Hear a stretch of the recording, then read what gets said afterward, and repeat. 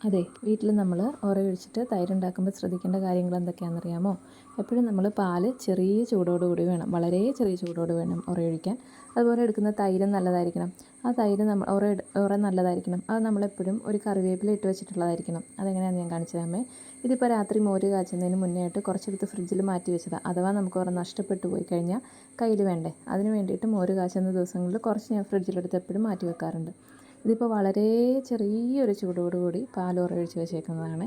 ഇനി രാവിലെ ആകുമ്പോൾ ഇതാ കണ്ടോ, ഇതുപോലെ നല്ല കട്ടിയായിട്ടുള്ള തൈര് റെഡിയാണ്. തൈര് ഉപയോഗിക്കേണ്ടവർക്ക് അങ്ങനെ ഉപയോഗിക്കാം, മോരെടുക്കേണ്ടവർക്ക് അത് കലക്കിയെടുക്കാം. പിന്നെ ആരാണെന്നുണ്ടെങ്കിലും തൈരെടുക്കുന്നവരാണെങ്കിലും ഒരു സ്പൂൺ നമ്മൾ അതിനകത്തുനിന്ന് എടുത്ത് കലക്കി കട്ടയെല്ലാം മാറ്റി കറിവേപ്പില ഇട്ട് ഒരു പകൽ അങ്ങനെ വെക്കണം. അപ്പോൾ വൈകുന്നേരം നമ്മൾ അതിൽ നിന്ന് വേണം ഒഴിക്കാനായിട്ട് എടുക്കാനായിട്ട്. എന്നിട്ട് രാത്രിയിലാണ് ഇത് കാച്ചി വെക്കുമ്പോഴാണ് മോര് കാച്ചിയതിന് ഏറ്റവും ടേസ്റ്റും കിട്ടുന്നത്. ഇതിപ്പോൾ ഇതാ കണ്ടോ, ഇതിൽ നിന്നും എടുത്ത് മാറ്റി വെച്ചതാണ് നേരത്തെ ആ കുപ്പിക്കകത്ത് ഞാൻ കാണിച്ചു തന്നത്.